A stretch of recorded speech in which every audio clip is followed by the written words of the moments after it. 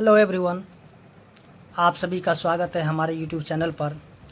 हम लोग यहाँ पढ़ने जा रहे हैं आज बिहार बोर्ड वर्ग 8 प्रश्नावली 3.2।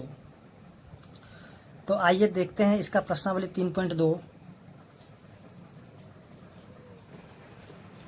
तो जैसा कि क्वेश्चन नंबर 1 दिया हुआ है, समलंब ABCD में कोण A बराबर 100 डिग्री तथा कोण B बराबर 110 डिग्री है, तब शेष दोनों कोणों की माप क्या होगी। जैसा कि यहाँ पे दिया हुआ है कोण A बराबर 100 डिग्री, कोण B बराबर 110 डिग्री। तो हमें बताना है कि कोण C का माप क्या होगा और कोण D का माप क्या होगा। तो आइए देखते हैं कोण C और कोण D का माप क्या होगा।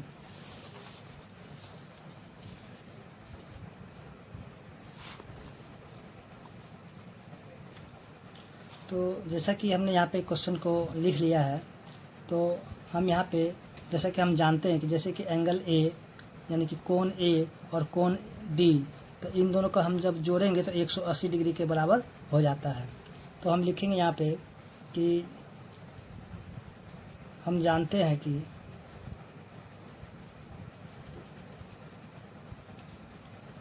कि समलंब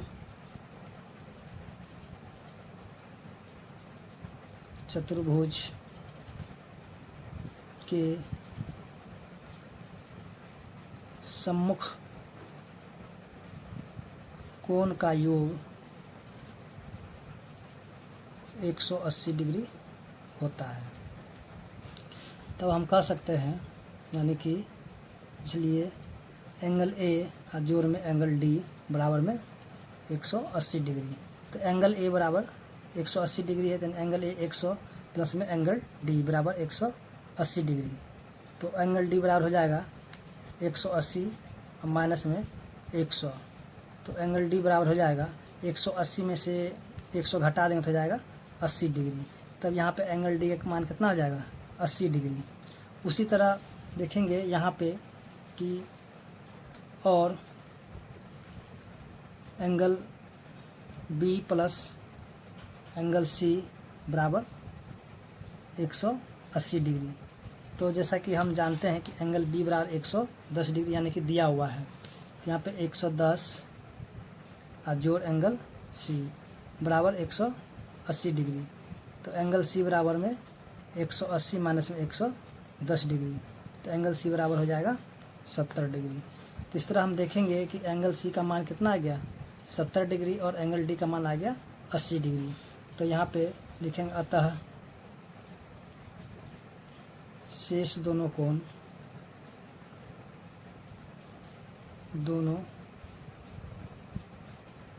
कोणों की माप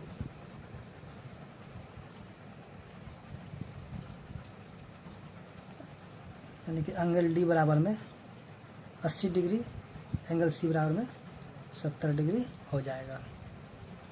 तो उम्मीद करते हैं कि आपको क्वेश्चन नंबर 1 समझ में आ गया होगा। अब हम देखेंगे क्वेश्चन नंबर 2। तो जैसा कि यहाँ पे दिया हुआ है क्वेश्चन नंबर 2 कि एक समांतर चतुर्भुज की आसन भुजाएं 3:2 के अनुपात में है। यदि पहली आसन भुजा 6 सेंटीमीटर है, तब उस समांतर चतुर्भुज की परिमिति क्या होगी। तो जैसा कि हम जानते हैं कि मेरा जो है ये समचतुर्भुज की आकृति कुछ इस तरह का,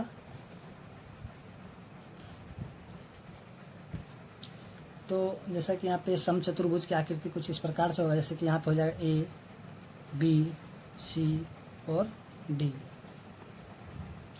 तो यहाँ जो है यानी कि AB यानी कि ये जो है AB जो है CD के बराबर हो जाएगा और AD जो है यहाँ BC के बराबर हो जाएगा। तब हम कह सकते हैं यहाँ पे कि AB बराबर CD और AD बराबर BC। तब जो है यहाँ पे क्वेश्चन में दिया हुआ है कि एक समांतर चतुर्भुज आसन भुजा 3 और 2 के है, यानी कि इसको मान लेते हैं 3 और इसको मान लेते हैं 2, यानी कि 3x और ये हो जाएगा 2x। तो यहाँ पे जो है यानी कि पहली आसन भुजा 6 सेंटीमीटर है। तब यहाँ पे लिखेंगे माना कि आसन भुजाएं यानी कि 3x और 2x है। तो यहाँ पे देखेंगे प्रश्न से यानी कि 3x का मान जो दे दिया है 6 है। तो 3x बराबर 6 है, तो x का मान हो जाएगा 6/3, काटेंगे तो जाएगा 2, यानी कि x का मान आ जाएगा 2। तब यहाँ पे जो है आसन भुजाएं क्या हो जाएगा, आसन भुजाएं यानी एक पहला आसन भुजाएं दिया हुआ है कि 3x यानी कि 3 गुना में 2 बराबर में 6, और दूसरा आसन भुजाएं 2x बराबर में 2 गुना में 2 बराबर में 4। तब यहाँ पे बताना है कि यहाँ पे जो है समांतर चतुर्भुज की परिमिति क्या होगी। तो यहाँ पे लिखेंगे समांतर अतः समांतर चतुर्भुज की परिमिति। तो समांतर चतुर्भुज की परिमिति हो जाएगा 2 गुना में लंबाई जोड़ में चौड़ाई, 2 गुना में लंबाई का मान है 6 और प्लस में चौड़ाई हो जाएगा 4 यानी कि मीटर सेंटीमीटर। तो 2 गुना में 6 और 4 10 सेंटीमीटर, तो 10 दूनी 20 सेंटीमीटर हो जाएगा। तो इस तरह से जो है क्वेश्चन नंबर 2 यहाँ पे बन चुका है। अब हम देखेंगे क्वेश्चन नंबर 3। तो जैसा कि यहाँ पे दिया हुआ है क्वेश्चन नंबर 3 कि समांतर चतुर्भुज का एक कोण 120 डिग्री है, तो उसकी बाकी तीनों कोणों की माप क्या होगी। तो आइए हम देखते हैं इस क्वेश्चन को। तो जैसा कि हमने यहाँ पे एक जो है एक समांतर चतुर्भुज का आकृति यहाँ पे बना लिया है। तो जैसा हम जानते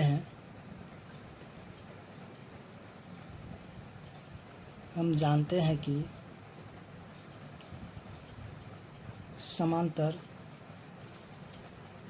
चतुर्भुज के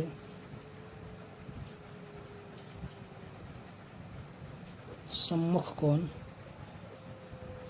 बराबर होते हैं,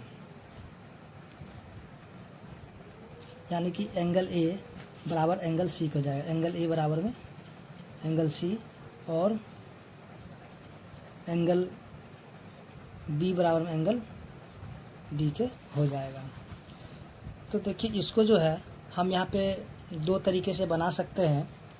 तो पहला तरीका देख लीजिए। तो जैसा कि यहाँ पे दिया हुआ है एंगल ए और प्लस में एंगल बी बराबर 180 डिग्री है। तो एंगल ए प्लस में एंगल बी बराबर 180 डिग्री, तो एंगल ए का मान 120 प्लस में एंगल बी का मान नहीं दिया, तो एंगल बी का हम निकालेंगे। बराबर कितना होगा 180, एंगल बी बराबर हो जाएगा 180 माइनस में 120, तो एंगल बी बराबर कितना हो जाएगा 60 डिग्री। तो हम देखेंगे यहाँ पे कि एंगल बी बराबर एंगल डी, यानी एंगल ए तब कह सकते, अतः एंगल ए बराबर में एंगल सी बराबर में 180 डिग्री और एंगल बी बराबर में एंगल डी बराबर में 60 डिग्री। चूँकि हम यहाँ पे जानते हैं कि समांतर चतुर्भुज के जो सम्मुख कोण है बराबर होता है, यानी कि एंगल ए जितना होगा उतना एंगल सी होगा, एंगल बी जितना होगा उतना एंगल डी होगा। तो हम यहाँ पे जो है ये पहला तरीका था जो कि हम यहाँ पे निकाल लिए हैं।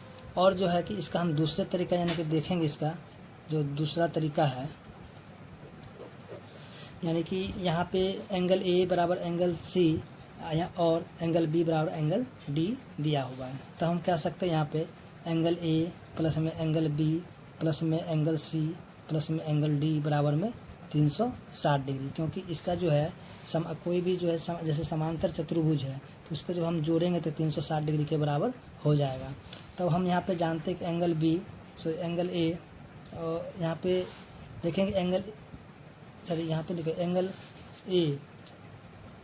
ए की जगह हम लिखेंगे 120 प्लस में एंगल बी की जगह एंगल बी ही रहने देंगे, और प्लस में एंगल सी की जगह हम लिखेंगे 120 प्लस में एंगल डी की जगह में एंगल बी ही लिखेंगे, क्योंकि यहाँ पे जो है दिया हुआ है कि एंगल बी बराबर में एंगल डी होता है, यानी कि एंगल बी बराबर एंगल डी। तो यहाँ पे जो है डी की जगह में हम बी ही लिखेंगे, बराबर में 360 डिग्री। तो 120 और 120 तो हो जाएगा 240, और प्लस में एंगल बी, यहाँ पे एक एंगल बी और एक एंगल बी, यहाँ पे दो एंगल बी बराबर में 360 डिग्री। यहाँ पे 2 एंगल बी बराबर में 360 और माइनस में हो जाएगा 240, तब होगा 2 एंगल बी बराबर में हो जाएगा 120 डिग्री। तो एंगल बी बराबर हो जाएगा 120 बटा में 2, तो काटेंगे होता जाएगा 60 डिग्री, यानी कि एंगल बी बराबर हो जाएगा 60 डिग्री। जैसा कि हम जान रहे हैं यहाँ पे एंगल बी बराबर एंगल डी, तो यहाँ पे एंगल बी का मान निकल गया 60 डिग्री, तब कह सकते हैं एंगल बी होगा 60 डिग्री और एंगल डी भी होगा 60 डिग्री। उसी तरह यहाँ पे जो एंगल ए है 120 डिग्री, एंगल सी भी है 120 डिग्री। तो इस तरह से हम देखेंगे कि इनका जो है सभी जितने भी एंगल है यहाँ पे मान निकल चुका है। तो यहाँ पे हम जो है दोनों ही तरीका आपको बता दिए हैं, तो आपको जो तरीका अच्छा लगे आप उसी से बनाइएगा। आइए हम देखते हैं क्वेश्चन नंबर 4 को। तो जैसा कि यहाँ पे क्वेश्चन नंबर 4 दिया हुआ है, एक समचतुर्भुज के विकर्णों की लंबाई 6 मीटर एवं 8 मीटर है, तो प्रत्येक भुजा की लंबाई ज्ञात कीजिए। तो आइए हम देखते हैं इसका। तो आइए हम देखते हैं क्वेश्चन नंबर 4। तो जैसे कि मान लेते कि ये समचतुर्भुज है, इसका नाम है ए बी सी डी, और इनका जो विकर्ण है एक ए सी और बी डी। तो यहाँ पर मान लेते हैं कि ए सी बराबर 8 और बी डी बराबर 6। तो इसका जो विकर्ण है ये एक दूसरे को 90 डिग्री पे इसको काटता है, यानी कि जब ये एक दूसरे को जब काटेगा तब ये 90 डिग्री के यहाँ पे कोण बना देता है। तो यहाँ पे हम कह सकते हैं ओ है। तो ए बी यहाँ पे ए सी यहाँ पे 8 है, तो हम इसको जब ये काटेगा तो यहाँ पे हो जाएगा 4 और ये हो जाएगा 4। उसी तरह बी डी जब यहाँ पे कटेगा तो हो जाएगा 3 और ये हो जाएगा 3। तब यहाँ पे हम लिखेंगे कि ओ ए बराबर 1/2 ए सी।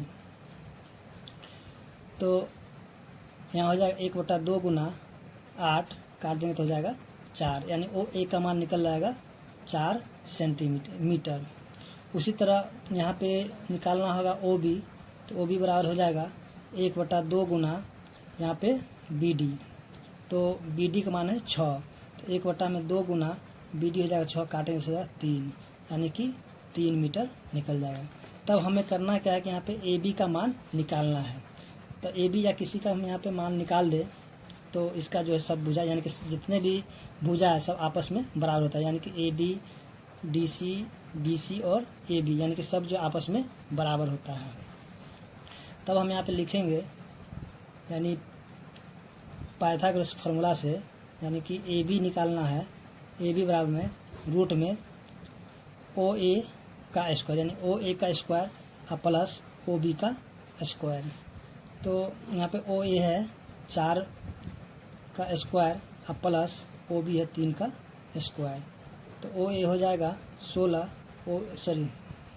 4 का स्क्वायर 16 और 3 का स्क्वायर हो जाएगा 9। तो ये हो जाएगा 16 और 9 25, जो कि ये 5 का निकल जाएगा। तो यहाँ पे जो है ए बी का मान निकल गया 5, उसी तरह ये सब का सब हो जाएगा 5। तो यहाँ पे हम लिखेंगे अतः प्रत्येक भुजा की लंबाई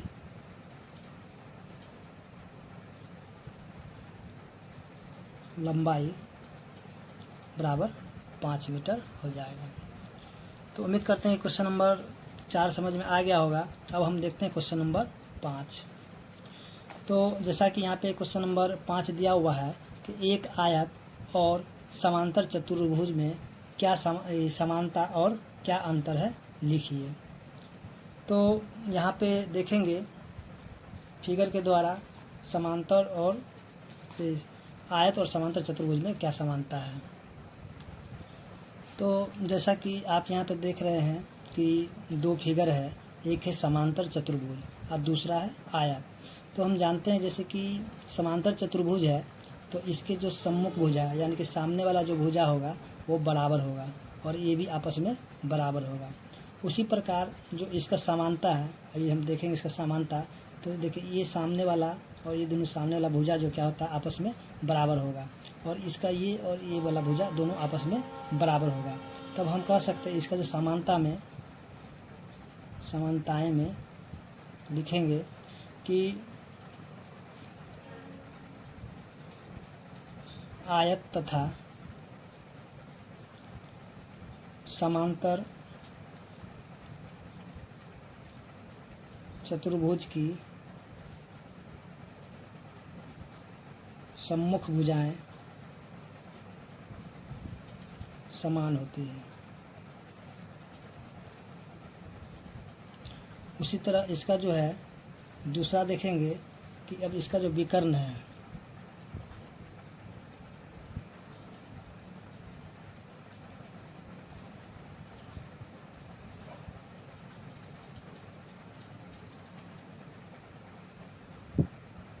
तो यहाँ जो विकर्ण है ये एक दूसरे को समद्विभाजित करती है, यानी कि इसको जो है एक दूसरे को, यानी ये विकर्ण और ये विकर्ण दोनों को एक दूसरे को काट रहे हैं। यहाँ पे देखेंगे एक जो है एक दूसरे को क्या करती है, समद्विभाजित करती है। तो यहाँ पे हम लिखेंगे आयत तथा समांतर चतुर्भुज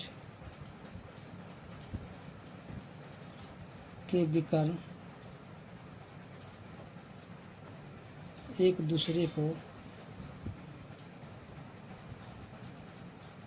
समद्विभाजित करती है।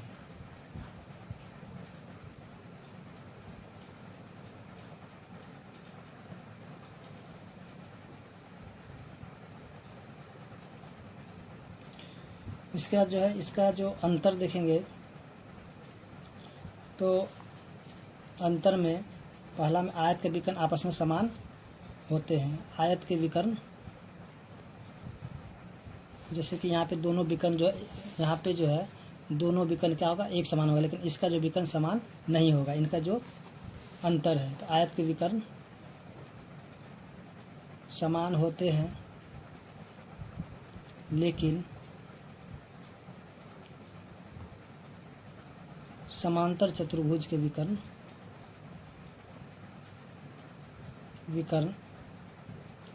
समान नहीं होते।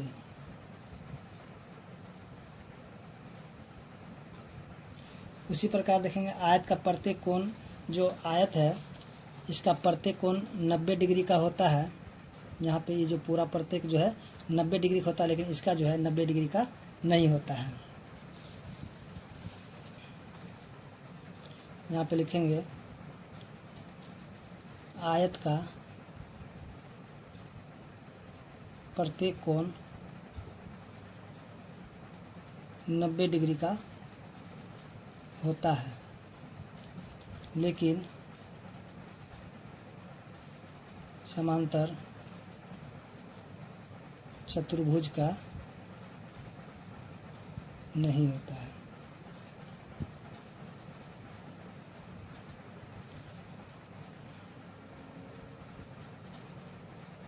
तो इस तरीके से हम देख लिए कि इसका जो समानता और अंतर क्या होती है।